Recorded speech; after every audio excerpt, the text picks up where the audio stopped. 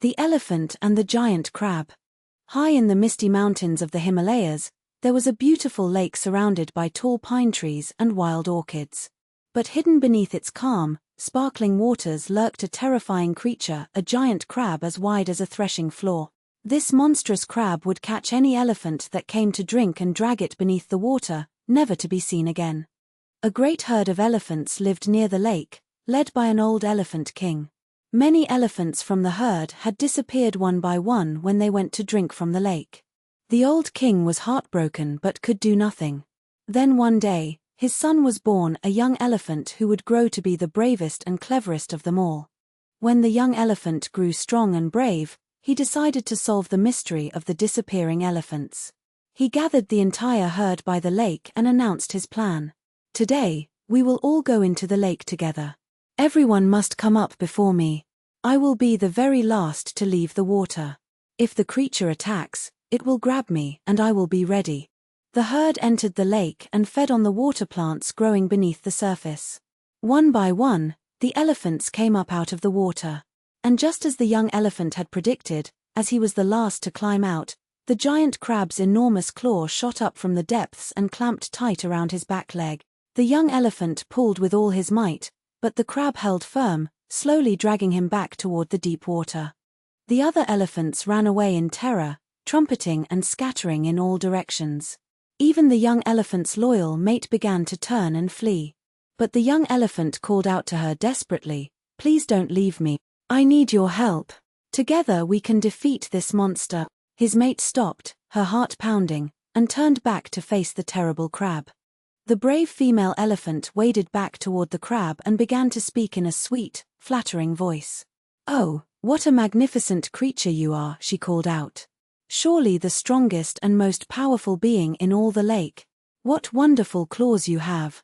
The giant crab, hearing the soft female voice for the first time, was so surprised and distracted that he loosened his grip, just for a moment. That one moment was all the young elephant needed. With a mighty trumpet, he pulled his leg free and brought his enormous foot crashing down on the crab's armored back. The crab's shell cracked with a thunderous sound. The young elephant trumpeted with joy, and all the other elephants came running back. Together they trampled the giant crab, finally freeing the lake from its terrible grip forever. From that day on, the elephants could drink from the beautiful lake in peace. The young elephant became the new leader of the herd, and his clever mate was honored by all.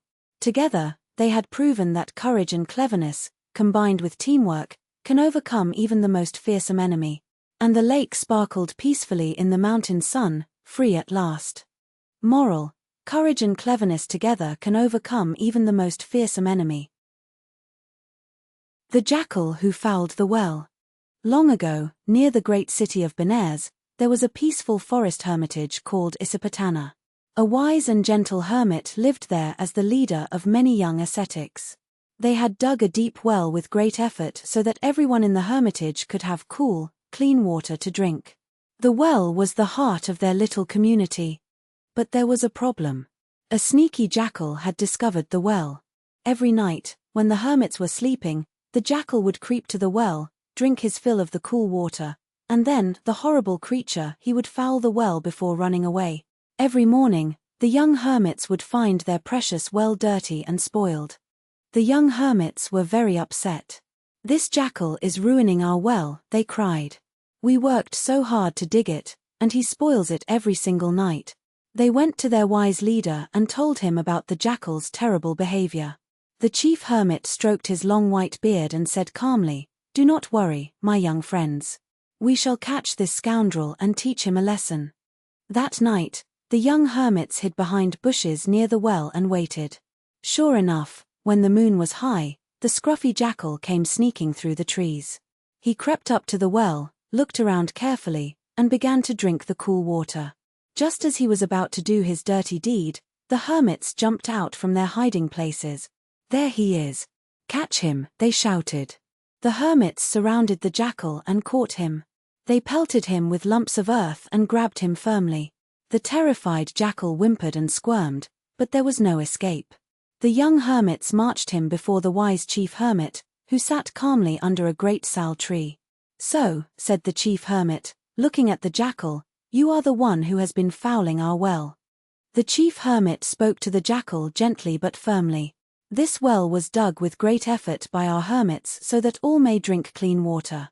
Why do you foul it after drinking?" The jackal lifted his head and replied without any shame, "This is simply the way of all jackals. My father fouled wells, and his father before him, and his father before him. It is our family tradition. You cannot blame me for following the custom of my ancestors." The wise hermit shook his head sadly and replied, "If fouling a well is the law of jackals, I wonder what breaking the law looks like. A bad habit does not become good simply because your ancestors practiced it. Wrong is wrong, no matter how old the tradition.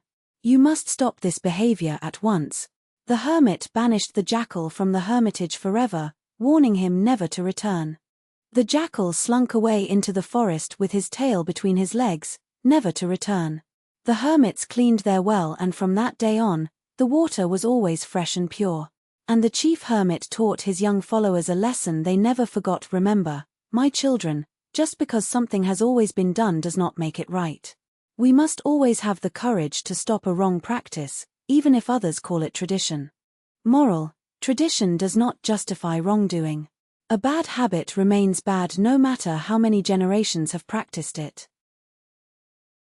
The Quail and the Falcon. In a wide golden field in ancient India, where farmers had ploughed the earth into great mounds and ridges, there lived a little quail. This was the very same field where his father and grandfather and great-grandfather had lived before him. The little quail knew every bump, every hole, every hiding spot in his beloved home. But one day, the little quail grew curious about what lay beyond his field. "I wonder what the forest is like," he thought.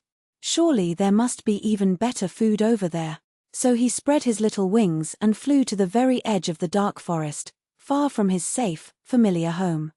High above the treetops, a fierce falcon was circling, his sharp amber eyes scanning the ground below. He spotted the little quail pecking nervously at the edge of the forest. "Aha!